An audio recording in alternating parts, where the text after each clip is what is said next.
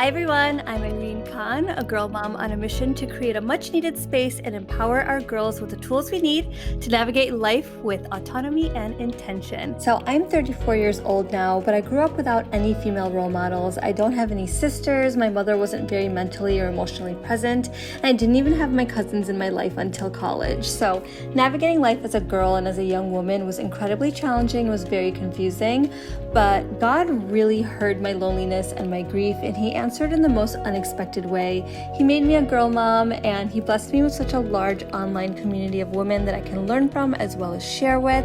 And it was really that sharing of this journey, trying to conceive this baby and learning about my reproductive health, that really sparked this entire conversation. So I'm so excited to bring you guys this 5-part series on sex and fertility with an organization I'm absolutely obsessed with, HEART. So today I have the Advocacy and West Coast Programs Manager, Seher Persada. Hi, everyone. I'm so excited to be here. So my name is Seher. I use she, her pronouns. As Irene said, I'm the Advocacy and West Coast Programs Manager for HEART. And HEART is a reproductive justice organization. We're working to ensure that all Muslims have the resources, language, and choice to nurture sexual health and confront sexual violence. Yeah, so I mentioned you guys briefly in my TTC video, and while I was really learning the in and outs of all things TTC for this pregnancy, it made me really reflect on how much my community, my family, and my school sex ed failed me. I literally did not even know how my body worked, and I'm almost in my mid-30s. And it was after sharing my TTC experience and opening up the conversation about sex ed on my socials that I realized it's a very common experience. It definitely was not just me. Like, our family screamed at us our whole lives, no boys, and school watered things down to, oh, if you have sex, you'll be a teen mom or you'll get a horrible disease. And then it just ends. No one ever talks to us about sex again. And it just turns into a life of shame associated with sex and then just nothing when you're ready to start family planning. So that's why I think these conversations are so important and why we're hoping to bring them to you today. And with that, I'd love to introduce our first guest who's going to help us get started, and that is Angelica Lindsay Ellie. Angelica Lindsay Ellie is also known on social media as the Village Auntie, and is a certified sexual health educator, intimacy and relationships expert, and a curator of women-centered spaces. She also has a course coming up called Subtle, the Art of Seduction, and you can follow her at TVA Institute and at Village Auntie. So here to chat with us today about sex ed and sexual health is Angelica. Welcome. Assalamualaikum, everyone. So I've been a huge fan of you on Twitter. I don't know how you suddenly showed up on my timeline all the time, but I discovered you about a year ago and I immediately followed, of course. And I just love the space that you've created and the conversations you've opened up for our women. I feel like you're changing an entire generation, and it's really, really amazing to see and follow along. And I feel like my sex education in school was abstinence only at worst, or solely focused on safe sex, pregnancy prevention at best. And so for many of us, that was the first time anyone talked to us about sex at all. We just never really heard about it at home. Yeah, I certainly didn't really get those conversations at home. And I remember in school kind of tuning it out because I was like, this isn't relevant to my life right now. But then as I grew older, I was like, I should have been paying a little bit closer attention. And then I didn't know where to turn. And so, I mean, I think, now that I have a daughter and I've started a family myself, I really want to change things and facilitate these conversations in a different way where I can create that space at home, and make sure that she has access to the resources and knowledge that she needs. And so, Angelica, would just love to hear from you about when do you think sex ed should start in the home, and how folks should cover it at different stages. Sure. So I can only give advice based on my experience as a public health educator, as a mother, and as a child of a mom who raised us in a very sex positive household. When my mother was studying for her doctorate in clinical psychology, she brought home a big biology book, and I was a bookish child. So at the age of 7 and 8, I was looking at all these diagrams, and I just became enamored with the human reproductive system. It was something that was just so fascinating to me. And one of the things that my mother did was she maintained an open space for communication. So she entertained all of my questions. There was never any shame involved. And we grew up in a really sort of strict Christian household. So, I come from a very religious background, a different religion, but very religious background. And so I've tried to model that with my children. So, personally, I believe that once a child is aware of different body parts that they have, it's important to start having the conversation about what those body parts are called, how to keep them clean, and how to keep them protected. So, with all of my children, I have four. We started somewhere around the age of 4. My youngest child, since he's the youngest, he's gotten that conversation a little bit earlier because he found out that he had an appendage in his pull ups and he was running around showing it to everybody in the house, showing it to everyone at preschool. So, we had to have a conversation about what it's called, the fact that he should not be showing his sisters and his cousins and his grandmother. And that really begins the conversation about sex education at that age, with identifying body parts, establishing agency over the body. And it's really a form of protection at that age. Because if I tell him, you have a penis, and he comes home and he uses a different word, it lets me know that I need to ask him, where did you hear that word from? Is someone calling it that? Is someone touching you in those places? It's important for me to give him correct terminology. I have an 8-year-old daughter. She has an age appropriate book on human growth and development. And so she's reading about the menstrual cycle. She's really interested in it since her sister started her menses about a year and a half ago. And she's learning about it with the understanding that this is something that her body will eventually go through, but it also helps her to understand how to nurture and care for her sister when her sister has her period. And I think it's just a really sweet way of approaching it. My son is 15. He also knows about periods because he is expressed an interest in girls, and he's at that age where he needs to start learning things not only about his body but also about the opposite sex. And so with him, we have more expansive and generative conversations about what sex is from an Islamic standpoint, what sex is from a social media standpoint, things that he should avoid, because there are all types of ways that youth, I would say kids, he doesn't like when I call him a kid. He says he's a kiddo. He's taller than me.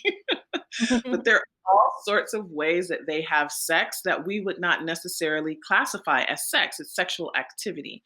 So that's the age appropriate way that I approach it with my children. And that's what I advise people who have difficulty even broaching the conversation. It's not enough to talk to your 25-year-old daughter on the eve of her wedding night.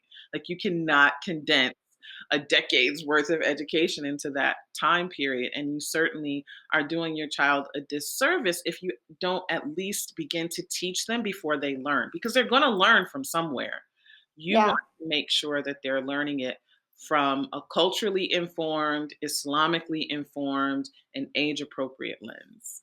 I love that. And, a big reason why those of us that came from more conservative households where it wasn't as sex positive and we didn't really talk about it, our communities or our parents have this belief that if you talk about sex, then they'll make kids have sex. So, how do you think we bust that kind of myth? Because, like you said, the time for that conversation is not the night before someone's wedding night. I've worked in public health since 2003.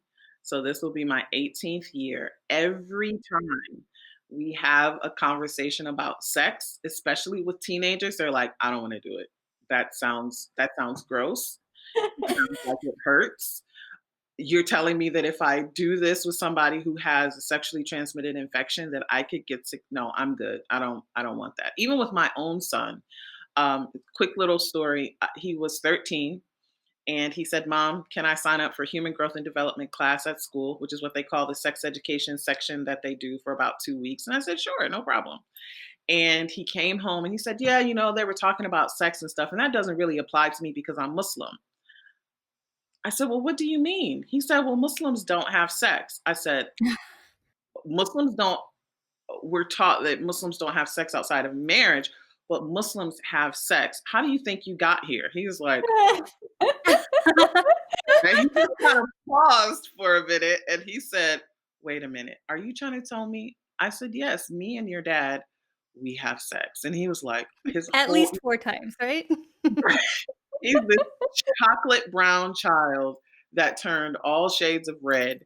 And he was so flustered. I said, "Do you want to revisit this conversation later?" He's like, "I think so." And so we circled back to it. And then that's when we started to have the conversation about sex is not just bad, because somewhere he had gotten the message that Muslims don't have sex. So I needed to tell him we do, but it's just within certain parameters. So I think a lot of parents do. We need to give our children a lot more credit. Just because we teach them about sex does not mean that they're going to rush out to have it. And by teaching them about sex, we're also dispelling some of the myths that they have about our religion, because Islam Yeah. is also a very sex positive religion. So I think that it's a myth that needs to be busted, and the true challenge is not that parents don't always want to talk to their kids about sex. I think that a lot of parents just don't know how. And I think that that is a question that reflects the conundrum that a lot of parents face. How do I talk to my child about sex? Yeah. I love that you mentioned that, as Muslims, like we're taught not to have sex outside of marriage. But I think that's one thing that as parents, a lot of us need to not get comfortable with, but come to grips with is like no matter how much we encourage young people or our children to make good, safe, and halal choices, they are their own people at the end of the day. And if they're going to have sex, they're going to have sex. And so, how do we navigate the topic of safe sex? Because even if they're doing something we don't want them to, we want to make sure they're safe, right? Absolutely, absolutely. And I think that's an excellent question. And it ties back into this idea that on social media, there are all of these sex acts that are on full display, right? But they're not penetrative vaginal sex. So we don't think of it as sex. So I think a way to broach the conversation about safe sex is this is what sex is from an Islamic standpoint. These are sex acts, right? So acts that fall under the pantheon of sexual activity. And these are ways that you can protect yourself if you're engaging in these sex acts. The way that I talk about it with my son and with, other people in my family, my community, because I'm the community's auntie. I have friends who are like, my daughter is 16 and she's asking me questions and I don't know what to say. I'm like, okay, bring her over. We'll have some mafe, we'll have some tea, we'll sit down and we'll talk. I talk to them about the importance of making sure that when they're in the courtship process and they're going through the marriage process, an STD test, an HIV test, that should be a part of your premarital plans, because there are a lot of people who hide things. There are a lot of people who have lives before Islam. There are a lot of people who do things that, they may regret or may not want to reveal. So having these tests and things are very important. But I think my son is 15. We're about to start having those conversations about chlamydia, gonorrhea, syphilis, HPV, all of these things that can affect you. And a part of that has to be that safe sex conversation, because I know that there are Muslims who have sex. I talk to them every single day, and not all of them are married. Some of them have never been married. And it doesn't behoove us to take this really ultra conservative, pious approach when we could be putting people in harm's way. I work in infectious disease, working with people who live with HIV, and I see 19-year-olds, 20-year-olds who are coming in with new HIV infections because people talk to them about sex, but no one ever talked to them about safe sex. So it's an important conversation that we have to have. Right. And, a lot of young people don't have that safe space at home where they could come to their parents if there is a safety issue or a health issue. How do we give those young people resources to get help? Or, of course, we shouldn't keep secrets from our parents, but what if they need to get healthcare help and they don't want their parents to find out, like on the insurance or something like that? Like, where do they have a safe space for that? I think there are lots of resources that are available via social media, Heart being one of them, right? And Heart is for women and girls, but there's also a lot of vital information, no matter what gender you are. Making sure that they know that they can get information through their county health department, the school nurse. A lot of people don't realize that a lot of school nurses are also trained as disease investigators and they receive sexual health education as well. In terms of being able to see your doctor, without your parents knowing, it really varies from state to state. I can say here in the state of Arizona, my son can make an appointment and I might see the explanation of benefits, but it'll just show up as a doctor's visit. There are lots of places where, if you're 12 and above, you can't even go back to the exam room with your child unless your child requests for you to be there. So there are lots of ways that people can seek out medical care. If they're on a college campus, they can go to campus health services, and there are lots of things that they can get through campus health services. Your health information is protected health information at a certain age for certain visits at a much younger age, right? So starting at the age of 12 or 13 in some states, your gynecological visits, that's part of protected health information. Even if you are that child's parent, that child still has to sign a consent. That makes a lot of parents very worried, but this is why we have Understandably. yeah, and it's understandable, but this is why we also have to have open communication with our children because we want to know, like, if my daughter is on birth control, I want to know, if my son has been treated for an STD. So it's important to know what the laws are in your state, but also it's important to have this open line of communication with your child so that they can feel comfortable coming to you if they have something that they need to seek a medical opinion for. I mean, I just, in my own experience being a sex educator with Heart, I get like DMs or random text messages from folks in the community who have questions and they literally don't know where else to turn. And it could be sexual reproductive health issues for folks who are married or outside of marriage, like kind of across the spectrum. And they literally like don't know how to access like simple information or how to approach conversations with their partners. We have folks who, they have PCOS or endometriosis and they're being encouraged to like get on birth control or certain medications. And they're like, I don't like my parents are not letting me and I don't know how to navigate this conversation. So I think a lot of times folks also They need see to this as change like the a name of birth control and call it something else. They really do. Yeah. Yeah, I mean, that's like a whole separate conversation, but it's Yeah. so, it just shows you the lack of safe spaces for folks and why we have to have these conversations, again, across the lifespan so that people know where they can access resources and information. And I know, we do workshops on college campuses or at Massaget sometime, and I get asked a lot, like, you're going to tell them not to have sex, right? Like, that's why we brought you here. And we're like, actually, we want to set expectations. We're coming from a public health perspective, and we want to make sure that folks see us as a resource. And statistically speaking, we know that folks in the Muslim community are having sex, and this information is going to be relevant for whenever they choose to make that decision. And we don't want to create a culture of shame where they feel like they have to hide that information from us, especially if they need help.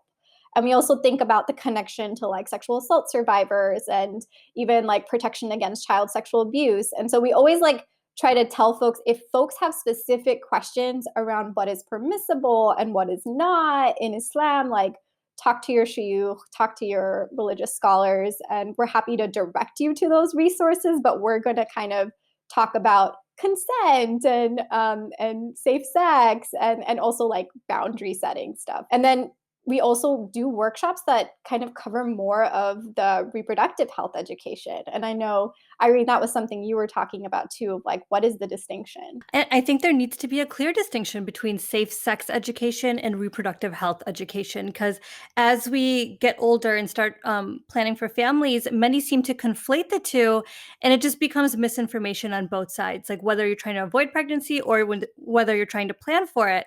Like if you absolutely do not want to get pregnant at all, it's not as simple as getting pregnant is hard, so just have sex outside of your fertile window. You never know when you're going to randomly release an egg, right? So you need to be on a contraceptive that works for you. But if you are trying to get pregnant, you need to learn more than, oh, it's easy, just have more sex. Like it's interesting that on both sides, we hear, like when we don't want to get pregnant, we hear it's hard. And when we do want to get pregnant, we think it's easy. And it's wrong on both sides. And there just needs to be more education across the spectrum. And like we keep saying, across the lifespan. Yeah, I mean, so we'd love to hear from you, Angelica, about like based on your experiences being the village auntie in community where folks come to you for questions across the spectrum. What have you noticed are the differences between conversations around safe sex versus reproductive health? That's a great question. And I think Irene just hit the nail on the head. We never talk about challenges with conception, right? We never talk about infertility. And when we do talk about infertility or challenges with conception, it's always directed towards the woman, right? It's never Yeah. directed towards the husband, right? And maybe there may be an issue there. Safe sex is really about how to have pleasurable sex without the fear of infection or disease or any type of illness. But reproductive health, it's more than just the mechanics of sex. It's how is your reproductive system functioning? How is it meant to function? I ask women, do you know what your cervical mucus looks like? And they're like, I have no idea What's what you're that? even talking about. Do you know how to track your ovulation? Are you watching, your moods? Are you watching the food that you're taking in? Are you watching hydration? All of that can affect your reproductive health. Are you looking at different sex positions? Has your husband, had all of these types of questions come into play. So there's a big difference between safe sex and reproductive health, which is why it's so important to look at sex education across a person's entire life. Because as human beings, right, who have a female body, we go through so many changes. I'm in the throes of perimenopause. That has nothing to do with safe sex. It has nothing to do with traditional sex education. It has everything to do with reproductive health and the way that my body is going through changes. So it's important to look at sex education as something that is a continual process and not a 4-week workshop or a weekend intensive that you go to Right. at the masjid or a 6-week class that you take in school. I love that when you were talking about safe sex, you brought up that it should be a enjoyable, pleasurable experience. And when I asked my followers to send in questions for this episode with you, and a lot of people are hoping that this episode was with you, by the way. So you have lots of fangirls. But what I really noticed is I felt like a lot of them were just waiting for an anonymous opportunity to just let it all out, to ask their questions about sex or confess things. And that's a problem. I really believe that women should be able to talk about sex freely and safely with their girlfriends, their mom, whoever they feel close to and trust.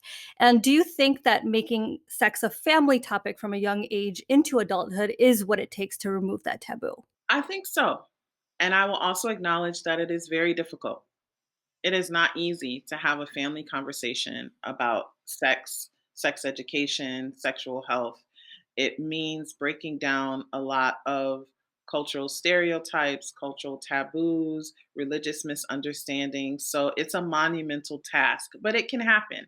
And it can happen, family to family. You communities are made of families. And so if you start within your own personal bubble of people that you're closest to and start having those conversations. When my daughter has her period, everybody in the family knows, from my husband right on down to my 5-year-old.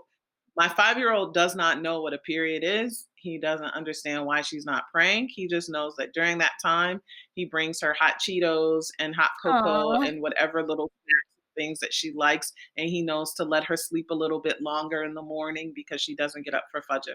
That is setting the stage for him to be a more empathic adult. So when he encounters women in his life, he's not asking, well, why isn't she fasting during the month of Ramadan?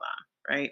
So Right. I definitely think that we can start to have these conversations in age appropriate ways and very honest ways that talk about the importance and the truth behind sex education, but it doesn't have to be done in a heavy handed way. You don't have to have posters of, anatomy. You don't have to use certain verbiage all of the time, but also understand that if we are, inhabitants of this human body, it's important for us to know how they function, how they interact with each other, and the best ways to keep them safe, healthy, and enjoyable. Yeah, I mean, I think also I got into this work about almost 10 years ago now. And it was out of necessity because it was based on my life experience of not having had the space for those conversations. I got married and then I started experiencing vaginismus, right? So painful sex. And I remember like going to several gynecologists, and I feel like what I experienced was also Islamophobia and how it showed up in in the room. Like I would talk to them and be like, I'm experiencing this pain. I don't really know what's going on. And they would be like, oh, it's probably just because you've had one partner. You just need to relax and, really just like a dismissal of the pain and then really unhelpful information about like, you just also need to just have more sex, right? If you have more sex, then it'll get easier, don't worry about it. It ended up being that like I had a septate hymen and had to get surgery, and none of the gynecologists that I saw for like 3+ years diagnosed me with that. And I also didn't know how to identify it because I had never been encouraged to actually know and get to know my body and like even be able to like look and see that something is amiss. And so that really kind of just drove my passion to have these conversations in community and to make light of the fact that sometimes what you're experiencing, it's not in your head, it actually is being manifested in your body. And, the septate hymen is actually what contributed to the vaginismus itself. And so, many years later of having gone through physical therapy, talk therapy, seeing a gynecologist that I felt was actually listening and being supportive, helped me to get to a point where I now feel a lot more confident and comfortable in my body. But just I know that that's also a huge taboo of like there's for married folks this pressure of like you have to get married and it's like people don't want you to talk about sex at all and then all of a sudden they want to know everything about your sex life. And then when you actually start to talk about maybe some of the struggles that you're experiencing, people shut those conversations down because it makes them uncomfortable. It's upsetting that your doctor asked you essentially to, like, push through the pain. Like, "Oh, just have more of this painful sex, and it'll get better." Yeah, and it reinforced the association of sex with pain then. So it was really, and these were all like white women that I was seeing as my gynecologists who I think were also just in their own minds about maybe like what my associations with sex were, because it's not like I had like going into it thinking that sex is going to be painful and that pleasure is out of the question, but that ended up being my experience and then was reinforced with kind of what the gynecologist was telling me was normal. And so I know that is a question that we get a lot, is like, what can you expect from the first time, and how can you settle those nerves if you've been raised in a community or in a society that tells you that sex is supposed to be painful and it's supposed to be uncomfortable. And only men enjoy it, right? If men only knew what a hymen really was. I had a brother tell me that it's a sheet of skin that covers the vaginal opening. That's why if she doesn't bleed on her wedding night, then she's not really a virgin. Just like, is this is this real? Is this really happening? And that's what contributes to the proliferation of these, well, sex should be painful. No, it shouldn't. It can be. And if it is, here's what you can do. I think that needs to be a part of sex education as well. Not just, the good outcomes that can come from sex, but understanding that the first time that you have sex, the first few times that you have sex, it could be painful. And these are the reasons why, and this is what you can do to start to prepare yourself. It's important to have these conversations about, you may be married and you may not conceive in the first year, and it doesn't mean that your body is broken, it doesn't mean that you're bad. We don't have these types of proactive conversations with young women and girls, and we need to, because I think it would help to relieve a lot of the frustration that we have, and it would make women more open to advocating for themselves when they come across doctors like that. I've had the same issue happen, and I was not raised in a Muslim household. I had a midwife. This was my third child, and she's trying to tell me that I need to have more sex, and that's why sex was painful. And I'm like, lady, listen, I do this. I'm like, this is not my first trip around the sun, right? And then I wound up, there was something else, and it was you know, not a reproductive health issue at all. It was actually a nutritional issue that was Mm, causing, these recurrent infections that I was having. But I think one of the things that education does is it gives women the tools to advocate for themselves when they do face yeah. Islamophobia, misogyny, all of these types of things that happen when you are talking to doctors who are just not prepared for certain types of situations. Yeah, I mean, it felt so empowering to just be able to be like, I think this is what I have, and I would like support on getting connected to a physical therapist. And just being able to name and even understand one's body is really like life changing. Having the language, it changes everything. We go through life not even being able to, describe or explain anything that we're feeling or what we're going through, and, just language is so important, which is why I love Heart so much because you guys really advocate for that, so Yeah, yeah. alhamdulillah. If, like build onto you, Angelica, you talked about how folks come to you when they have questions. And I know we get a lot of questions about like, what should you expect the first time, right? If you and I know there's like a huge emphasis on abstinence only until marriage, but oftentimes it's still coming from like a shame based, fear based perspective instead of it being like an empowered decision that aligns with one's maybe religious or cultural values. But regardless of when you choose to have sex, what is it that you share with folks about what to expect the first time and how to actually prepare for that, like with your partner? That's a great question. And I always start with consent. So this should be a part of the premarital discussion. Oh, I like that. I like that. Consent is sexy. Consent is not a one-time thing. So when you say I do, or whatever, when the imam says whatever, that does not mean that now I have perpetual consent to do whatever I want to your body. Spouses have rights over each other, right? But your body has rights over you. So that's the first place to start. So we talk about consent.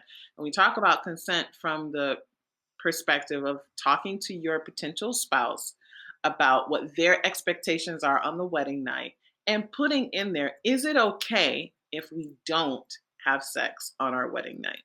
I don't care how long you've been together, if it's an arranged marriage, if you've been, college sweethearts, you've known each other since preschool.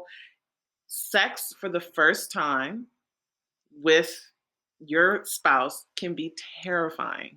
And it can be so terrifying that it can be painful. And it can be painful, temporarily painful, right? Because if it's your first time ever having sex, you know, vaginal penetrative sex, it can be painful the first time, right? There is also an issue with performance for men. So there are some men who have come to me and they've said, I could not perform on my wedding night because of the nerves that I had to deal with. Because we talk, our work focuses on women and girls, but we don't often talk about men. So what I tell people is don't expect to have mind blowing sex on your wedding night. Because if the sex on your wedding night is the best that you'll ever have in your marriage, that means everything else is downhill. You don't want that.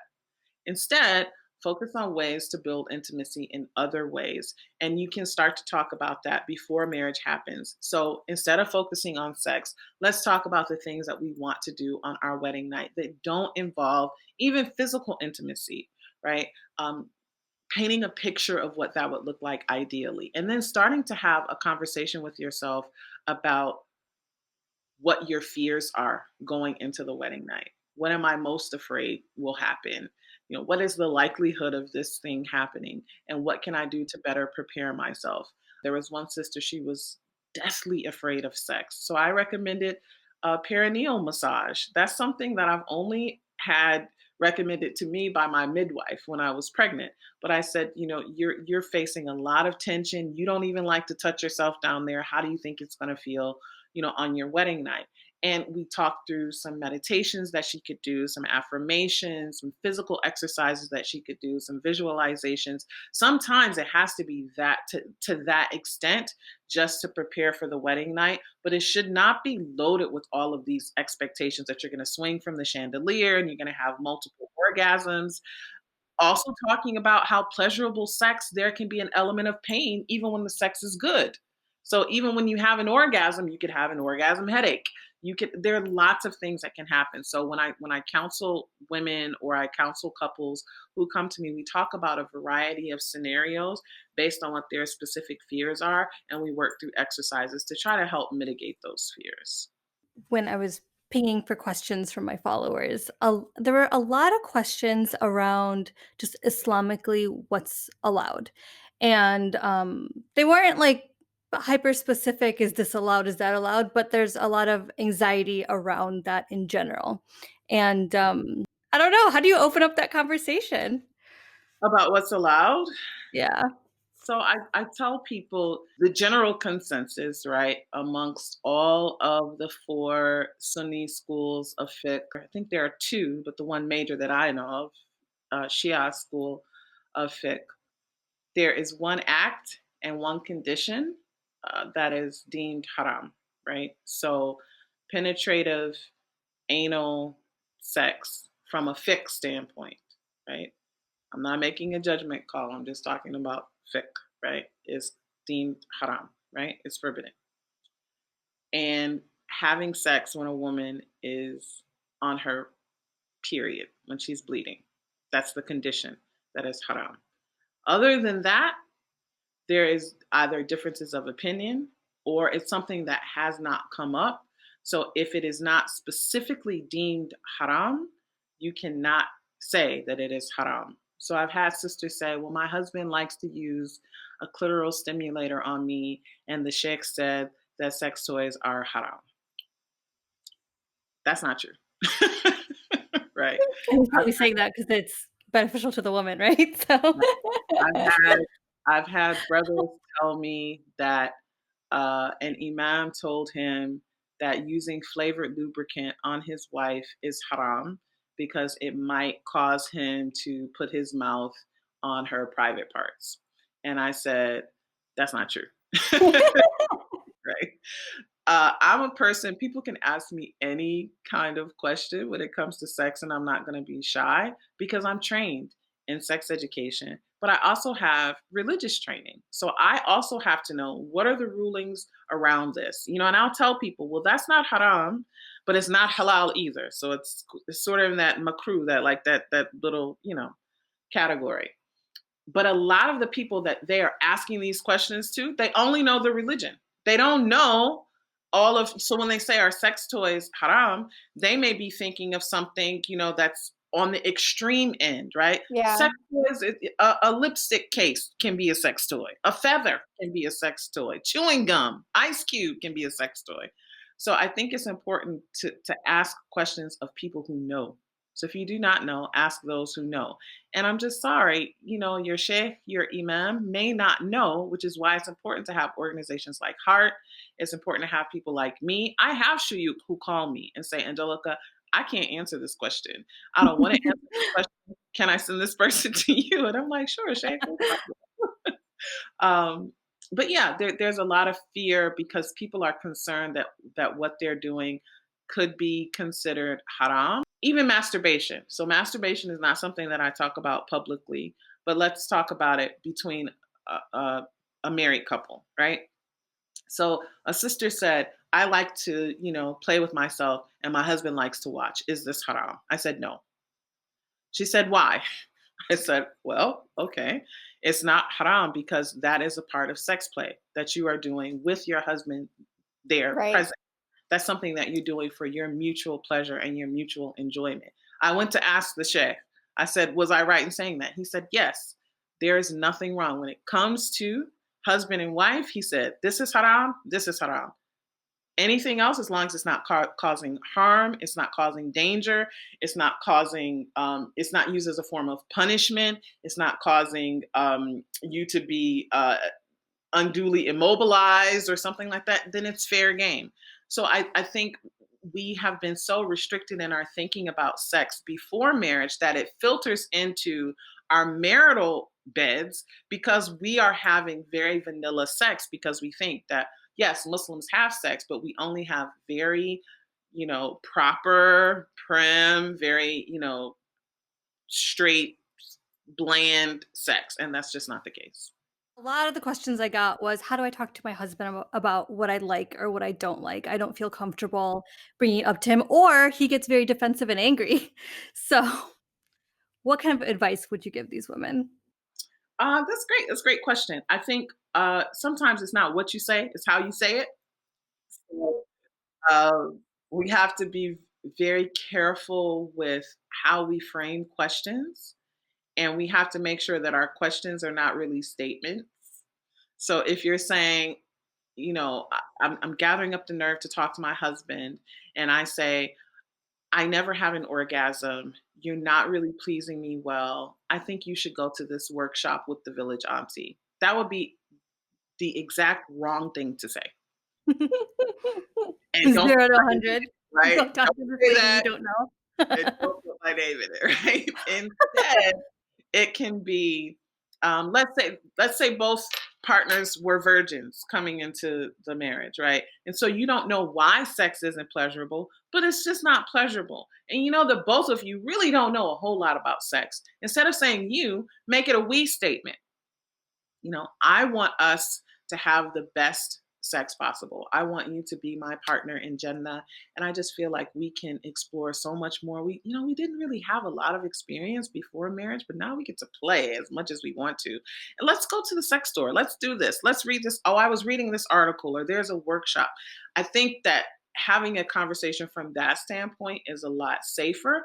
But even getting to that point can be difficult because you may not know what to say. You may not know how to say it. So, what I recommend to women is write down what sex is right now and what you would like it to be and how you think you can get there. Write it down. Write it down to yourself because you have to first be able to articulate what it is that you want and what it is that you're looking for. And it could be something as simple as I need more foreplay. I don't feel as wet as I should. Then we can talk about lubricants. I think it's important to do self-reflection first before you take it to your husband, because then you've had a chance to process it so that when you talk to him, you're talking to him from a standpoint of wanting to build intimacy rather than creating conflict. Because what we failed to understand, some of us, is that men get even less sex education than we do. There's no heart for men. There's no village uncle, right? They're winging it for the most part. And a lot of them are doing a bad I don't job. know if we'd want a village uncle. Right. No, we don't, yeah, we don't need a village uncle right now. So I think we also have to be careful that a lot of men are entering into relationships with antiquated notions about what sex should be. They're entering into relationships with lack of uh, body positivity. Male body positivity is a huge thing. Lots of men are Yeah. concerned with penis size, and they can't talk to their uncles or their fathers or their grandfathers because they have this bravado thing. They're like, oh, you just need to get in there, and okay, but I need a little bit more. So I think also being sensitive to the needs of our male partners is important also, and making it a conversation. There's actually a great tool called a sex journal. And I think you can find it at asexjournal.com. And it's a journal that you keep as a couple, and you just write about your sex life. You write about what went really well. You write about memorable sexual experiences. You write about things that you want to do more of. And I think that's a great tool that you could even recreate without actually having the book of talking about what happened when sex went really well and trying to replicate that more often. I think that's so important, just even like outside of the pleasure framework, right? Like in a more like, I think for pleasure, that's one thing because also that's a right Islamically for both partners to experience pleasure. But the other part of it is just like logistically, if you have a certain goal regarding sex, like to conceive, for example, you also then have to be in communication with each other. So it just starting from the beginning to have that practice of communicating about how each experience was, what felt good, what didn't, what even just like being able to name certain things is really powerful because then it helps you like accomplish other kinds of goals that you have in terms of intimacy. It's almost like one of the basics. Like we do a lot of like healthy relationships types of workshops, and the huge part of it is just trust and communication, right? And I think if you are missing that from any part of your relationship, sex included, like other things can fall apart. So subhanallah, I just think there's so much wisdom also in some of the basics that we take for granted. And the fact that pleasure is relative, right? So what's pleasurable? I've been married for 16 years. What was pleasurable in the first year of marriage is not the same as this, year 16. Understanding that orgasms are not the end all be all. Understanding that non-sexual forms of physical intimacy can be just as pleasurable as sex is also important. So yeah, sometimes we overlook the basics because we want to get it right. But I don't think sex is something that you can just get right. I think it has to be whatever works for you, whatever works for your partner in all of these different moments. And like you said, having the trust and the communication to build on that is so key. It's also so capitalist if we also think about it as like a commodity, right? Where it's like very, very much about like performance and goals of orgasm, right? Like it's actually it's like rejecting that to be more about the process and the growth that comes from it and the building of the relationship. So I think that's really beautiful. I love that. Just like how we kept saying, like, sex education is something that's across the lifespan. I think your sexual experience is also something that evolves throughout your relationship. There were quite a few submissions from new moms, of how sex changes after you have kids or after you give birth. Like, there's so many things that happen after you give birth. The one, your energy levels, your lifestyle, and then also physically, right? And just you kind of have to relearn your own body and your partner has to do the same. Things shift, things that were up are now Or down. down. Things move around a bit. But sex can also be it can also be better, but it won't be better immediately. I think that's part of sex ed too, right? It's talking about, so if reproductive health is not just about how to get pregnant, it's also what happens to your body after you have a baby. And the fact that your postpartum period is not 6 weeks. It's not 42 days, right? It's not even a year. There was a study that I read that said that postpartum depression, for example, can last up to 5 years after you have a baby. Oh my god. And my son is he's 5 years old. He'll be 6 in March, and I remember feeling like maybe April or May of 2020, I was like, "I feel like myself again." For the first time in 5 years, I feel like myself again because SubhanAllah. I spent 10 years either breastfeeding, weaning, or co-sleeping with children. Oh my god. It had Yeah. been a long time. And I said, okay, I'm finally feeling like myself. And I went back to work 2 weeks after I had him. I Oh my knew gosh. that's a whole different conversation. I was living in Saudi Arabia, and yeah, that's a whole different conversation. But we don't talk about how sex can change after you have a baby, and it will change.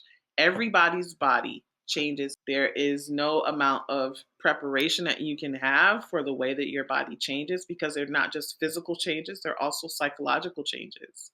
And that needs to be talked about and needs to be discussed, not just with your doctor, but also with other women. I think one of the things that helped me was understanding that what I was going through when I dealt with postpartum depression was not abnormal. What I was experiencing when it came to me having zero desire for sex for years after I had my daughter was also not abnormal. Understanding how hormones play, into sexual health is also important. So for new moms, I always just tell them, be patient with yourself and be patient with your body because after birth, the mother needs more care than the newborn, right? Yeah, they say that a mother is birth too, right? It's like, yeah, SubhanAllah. Yes, and we have all of these traditions within our collective cultures where, the mother is, the aunts and the mother and the sisters tend to her after she has a baby, and there are all of these soups that you have and, certain baths that you do. And in the West, we don't really have that. So I think we forget that we still need that nurturing and care. This is why it's also important that reproductive health education happens with husbands as well so that they also understand how their wives' bodies have changed and they also understand the types of conversations that they should avoid and the ways that they have to perhaps approach sex differently. One of the worst instances I ever heard of was with a sister whose husband was pressuring her to have sex on the 43rd day after she gave birth. And he couldn't understand why she didn't want to have sex, and just trying to have a conversation with him and him really not understanding at all. He's just kept saying, "Well, this is my right. This is my right. This is my right." Oh my God. And I knew the person, and it boggled my mind that he could be that insensitive. But then I thought about all of the ways It's in which abusive too, though. Like, that's rape. You can't coerce someone. it is. Well, he never, but he just kept asking for it all the time, and she would tears. And finally, they didn't meet with me. They met with a family friend, and he was finally able to understand. Like, and the family friend has 9 children, so he was finally able to understand. Like, she's not rejecting you; she's trying to heal her body, and 40 days is not enough. And you need to stop pressuring her because you're just adding to the stress. You're actually prolonging her healing because she's healing from the birth, and now she's also healing from this marital conflict that you've created due to some, misguided notion of what is your right and what isn't. Right. A lot of women will be like, "Oh, I feel so bad for my husband, blah, blah, blah." It's like, it's not like you're out here having sex without him, you know? So it's an adjustment time for everyone. It's not just him. And I wish more women would realize that, because it's like, why would you feel bad as if you're doing something and leaving him out? You're not having sex either, you know? But We still think, even some of us who are empowered, I fall into this sometimes. We still think that sex is something for the husband.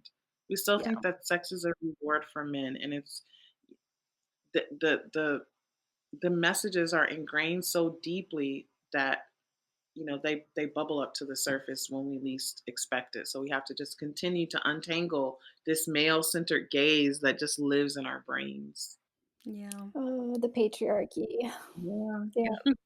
But I think that's why it's also so important, like you said, to be able to have these conversations, like respecting confidentiality, but in community with other women, to normalize that these thoughts, these experiences, you're not alone, and there are resources to help you navigate them. I started like a WhatsApp support group for new moms, and it's like the WhatsApp group is called like Moms the Hair Knows, and it's just like all of my new friends who are, giving birth, I just ask them like, "Hey, if you want like extra support, like we have this WhatsApp group." And Girl, it's been add me such in a 3 months. I know, I'm like waiting. I'm like, "As soon as you give birth, let me know." Um, but it's been such a huge support system for us to navigate like social interactions as well as all that we're dealing with our babies and like who we're turning into or have become as moms. And it's such an isolating experience to become a mom and not have anyone to relate to, in all aspects of life. Like, I remember going back to work and just being like, nobody can relate to what I'm dealing with, and I don't know how to have these conversations with anyone else.